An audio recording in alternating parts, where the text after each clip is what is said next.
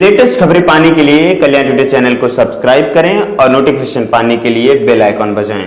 बिहार के गांव की वास्तविक हालत जानने के लिए मुख्यमंत्री नीतीश कुमार जी को भी गांव में आकर रहना चाहिए, गांव वासियों से मिलना चाहिए। तब उनको समझ में आएगा कि उनके दावे कितने खोखले हैं, उनके वादे कितने झूठे हैं। अब अगर आप लोग क्या लगता है मुख्यमंत्री आपकी इस बातों को मानेंगे और गांव-गांव में जाएंगे? भाई मुख्यमंत्री मेरी बातों को माने नहीं माने, पर मैं चाहूँगा ज़रूर, आग्रह उनसे निवेदन, हर वो सही बात मैं उनके समक्ष ज़रूर रखता हूँ। बाढ़ के वक्त भी मैंने उनसे आग्रह किया था कि भैया हवाई सर्वेक्षण से कुछ नहीं होने वाला, आप हेलीकॉप्टर से ऊपर से घूम घूम के क्या दिखता है भैया आपको ऊपर से? वही ना पानी दिखता है, हर एक जगह एक जैसे ही तो पानी दिखता है। ऊपर से देख के आपको क्या दिख जाएगा? आप ज़मीन पर जब तक आपका हवाई कटोला जब तक नहीं उतरेगा तब तक आपको पता चलेगा कि चादर के नीचे जो विस्थापित वहाँ पर जो ज़िंदगी जी रहे हैं, किस दुर्दशा में वो अपनी ज़िंदगी जी रहे हैं। तो हवाई खटोले से उतरेंगे तब उनको पता चलेगा कि क्या हालात होते हैं बाढ़ में। बाढ़ के वक्त भी मैंने उनसे आग्रह किया था, अभी भी मैं उनसे निवेदन करूंगा, मानना नहीं मानना मुख्यमंत्री है भैया, वो उनके हाथ। आपका अगला गांव प्रवास कब होगा? भोला पासवान शास्त्री के घर में आपने रात बिताया। देशी सिंह जी का कहना है, जो मंत्री भी हैं, कि आपके पिताजी भी यहाँ पर सत्ता में थे, तो उन्होंने क्यों नहीं सुनी? भाई हमारे पिताजी कब सत्ता में थे बताएं हमको? बिहार में गठबंधन में थे ना। गठबंधन में जो 1.5 साल की हम लोग की सरकार थी, मात्र वही एक कार्यकाल है जब हम लोग एनडीए के साथ, जब हम लोगों ने लोकसभा का चुनाव 19 में हम लोगों ने लड़ा और जो थोड़े समय के लिए हम लोग सरकार में थे। पर ये मुझे लगता है कि माननीय मंत्री साहिबा से बेहतर और कोई नहीं जानता होगा कि मुख्यमंत्री Nitish Kumar ji single man army है, अकेले वो काम करने में विश्वास रखते हैं। भाई सहयोगी तो बहुत दूर की बात है कि किसी सहयोगी का वो सुझाव ले लें। मुझे ईमानदारी से उनके पार्टी के नेता, कार्यकर्ता, उनके मंत्री, उनके विधायक दिल पर हाथ रखकर हमको बता दें कि क्या मुख्यमंत्री नीतीश कुमार जी उनकी राय देते हैं क्या किसी भी योजना में या किसी भी कार्य को करने के लिए? हमको भाजपा के हमको नेताओं से बता दीजिए ना कि उनकी राय ली जाती है, उनसे मशवरा किया जाता है। मुख्यमंत्री नीतीश कुमार जी अकेले कार्य करने के लिए माने जाते हैं, वो और उनके 4-5 अधिकारी, बस सिर्फ ये लोग बिहार चला रहे हैं। और पिछले 15 साल से सिर्फ यही मुट्ठी भर 8-10 लोग हैं उनके अधिकारी, उनके करीबी अधिकारी और मुख्यमंत्री नीतीश कुमार जी, बस ये लोग सरकार चला रहे हैं। तो जो माननीय मंत्री साहिबा मुझे इस बात का ज्ञान दे रही हैं, मैं तो उनसे आग्रह करूंगा कि भैया आप ही अगर मंत्री हैं आज की तारीख में तो कर लीजिए ना बेहतर स्थिति। जाइए वहाँ पर जाकर देखिए वो परिवार किस हालत में जी रहा है। पेंशन मात्र 400 रुपये उस परिवार को मिलती है। वहाँ पर जाकर देखिए, वहाँ पे शौचालय की व्यवस्था क्या, बिजली पानी की व्यवस्था क्या, उस गांव की व्यवस्था जाकर देखिए मंत्री साहिबा। अगर आप कर सकती हैं तो जाके वहाँ का, आपको मुख्यमंत्री नीतीश कुमार जी कहलवाना पसंद करते हैं, पर अगर ये आपकी विकास की कहानी है, ये अगर आपकी विकास की गाथा है जिसमें बिहार के गाँव इतनी बदहाल स्थिति में हैं, तो मुख्यमंत्री नीतीश कुमार जी को दोबारा आकलन करने की ज़रूरत है कि उनके विकास के मापदंड या विकास के पैमाने उनके क्या हैं। इसीलिए हम लोग आज जब यहाँ पर हम लोग आए, गांव में हम लोग रुके, आने वाले दिनों में भी ऐसा ही प्रवास हम लोग का बिहार के विभिन्न गांव में हम लोग का होगा।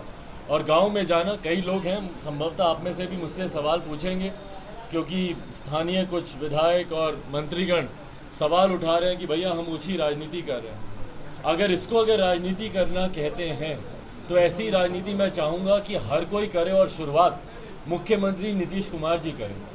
अगर इसको राजनीति करना कहते हैं, मैं चाहता हूं कि मुख्यमंत्री नीतीश कुमार भी एक बार एक रात कम से कम किसी गांव में जाकर बिताएं और बिना 5 स्टार सुख सुविधाओं के, बिना अपनी वो बैरिकेडिंग के, बिना वो पंडाल बनाए हुए, बिना वो तंबू गाड़े हुए, बिना उस तरीके से सुख सुविधाएं जो मुख्यमंत्री नीतीश कुमार जी के प्रोटोकॉल में साल दर साल हम लोग देखते हैं।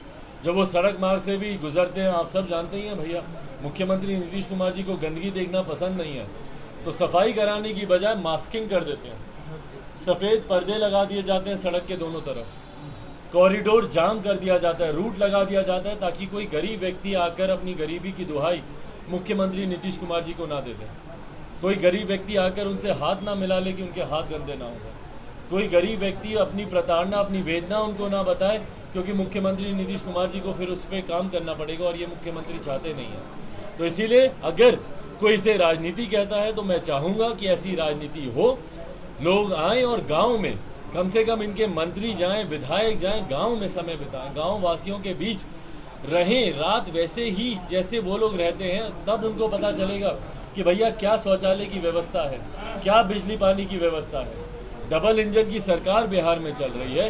केंद्र सरकार, बिहार की तो भूल जाइए, केंद्र सरकार की कौन सी योजना जो आप धरातल पर आप उतार पाए?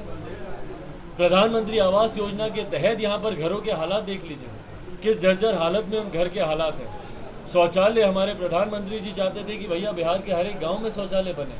शौचालयों की व्यवस्था देख लीजिए यहाँ पर क्या है, कहाँ पर शौचालय बने हैं और नहीं बने, और जो बने हैं वो किस तरीके से उनका स्वरूप है। तो ये तमाम बातों की जानकारी मुख्यमंत्री नीतीश कुमार को तब होगी जब वो गांव के जीवन से जुड़ेंगे। शहर में जिंदगी नहीं है।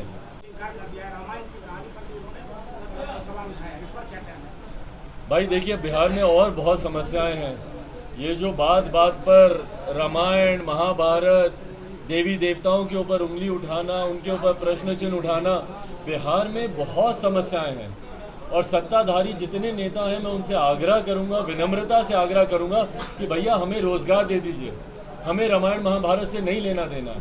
हमारी आस्था जिसमें है हम उस पर आस्था रखेंगे, विश्वास रखेंगे, बंद कमरे में नमन करेंगे, पूजा कर लेंगे, मंदिर चले जाएंगे, जिसकी जो आस्था है। आप हमको मत बताइए कि कौन सा किरदार था, नहीं था, कौन से भगवान देवी देवता थे, नहीं थे। जिसकी अपनी व्यक्तिगत आस्था है वो अपनी आस्था रखेगा। ना आपके कहने से वो नास्तिक बनेगा, ना आपके कहने से वो आस्तिक बनेगा। पर हमारी समस्याएं अलग है।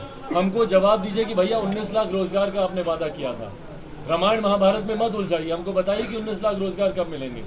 बिहार में जो भ्रष्टाचार बढ़ता जा रहा है, कोई एक गांव बिहार का बता दीजिए जहां पे बिना घूस लिए हुए कोई काम हो रहा हो। उस भ्रष्टाचार को आप समाप्त कब करेंगे? आए दिन जो बिहार में हत्याएं हो रही हैं, अभी वैशाली में उस दिन मैदान में जिस तरीके से एक मासूम लड़की की 13-14 साल की युवती की हत्या कर दी गई, उसके पिता शिक्षक थे। पिता को हम लोगों ने, उसके शिक्षक को हम लोगों ने गुरु का दर्जा दिया, भगवान का दर्जा दिया। आप भगवान राम की बात करते हैं, भैया मैं उनको भी भगवान मानता हूँ जो शिक्षक है, उनको हम लोगों ने भगवान का दर्जा दिया। उनकी बेटी के साथ जिस तरीके से दुष्कर्म हुआ, उसकी हत्या कर दी गई, क्या उसकी आपने जांच करवाई? क्या दोषियों को सजा मिल रही है? आप बिहार में बढ़ते अपराध की बात करें, भ्रष्टाचार की बात करें, बेरोजगारी की बात करें, बाकी राम रामायण तमाम लोग जानकार हैं, बुद्धिजीवी हैं, जिसको अपनी आस्था रखनी होगी वो रख लेगा। तो राम के कैरेक्टर पर जो सवाल उठा रहे हैं, इसको किस नजरिए से आप देखते हैं? ध्यान भटकाने का काम है, ये अपनी विफलताओं से ध्यान भटकाने का काम है। बिहार में बढ़ते बेरोजगारी से क्यों? क्योंकि चिराग पासवान ने अभी 10 दिन पहले, एक हफ्ता पहले पुनः सवाल उठाया 19 लाख रोजगार पे। तो अब ध्यान कैसे भटकाया जाए? तो भगवान राम के अस्तित्व पे आप सवाल उठा दें। भाई ताज्जुब होता है मुझे कि भारत के नेता ये सिर्फ राम भगवान सिर्फ यही करते रहते हैं, रामायण महाभारत करते रहते हैं। आप वास्तविक समस्याओं का जिक्र आप कब करेंगे? जैसा मैंने कहा, बिहारी इतने जानकार हैं कि जिसको जिसमें आस्था रखनी होगी वो आस्था रखेगा। कोई भगवान राम पे रखता है, कोई भगवान कृष्ण पे रखता है, कोई शिव पे रखता है, कोई विष्णु पे रखता है, कोई दुर्गा पे रखता है, अभी नवरात्रे आ रहे हैं उस पे रखता है, दशहरा आ रहा है, आगे दिवाली आ रही है, छठ आ रही है, छठी मैया पे हम लोग आस्था रखते हैं। किस किस के अस्तित्व पे आप सवाल उठाएंगे? आप इन तमाम मुद्दों से ध्यान भटकाने, जो गांव मैं देखकर आया हूं और जिन ग्रामीणों से मैं मिलकर आया हूं, वो सिर्फ, और वो मुझे ही नहीं, आपके कैमरे पर है, ये रिकॉर्डेड है आपके कैमरे पर, क्यों ग्रामीण वहां पर किस तरीके से दुहाई दे रहे हैं अपनी गरीबी की और बदहाली की। भाई इंडस्ट्रियल हब बनाने कब बनाएंगे? जब तमाम युवाओं का पलायन हो जाएगा। आने वाले समय में देखिएगा, अगर मुख्यमंत्री नीतीश कुमार जी की यही नीति रही, बिहार एक बुजुर्ग प्रदेश बन के रह जाएगा। आप सब यहाँ पर मौजूद हैं, दिल पे हाथ रख के मुझे बताइए, आप अपने परिवार का ही जिक्र कर लीजिए। जैसे ही कोई परिवार सक्षम होता है, सबसे पहले वो अपने बेटा बेटी को बिहार से बाहर भेजता है, शिक्षा के लिए भेजता है, वहीं पर फिर वो रोजगार करने लगता है, वहीं पर घर खरीदता है, वहीं पर शादी करता है, बच्चे पैदा करता है, और बुढ़ापे में जब हम लोग की तबीयत खराब होती है तो अपने दादा दादी, नाना नानी, माता पिता को देखने आता है, हालचाल पूछने आता है। क्यों ये पलायन नहीं रुक रहा मुख्यमंत्री नीतीश कुमार जी से? क्यों? क्योंकि इनकी नीतियां ही ऐसी हैं। अगर आप उद्योग लगा रहे तो लगाइए ना उद्योग पर, आंकड़े तो बताइए कितने लाख रोजगार दिए। 19 लाख का आपका वादा था, आप उसका 50% भी करके बताएं तो मैं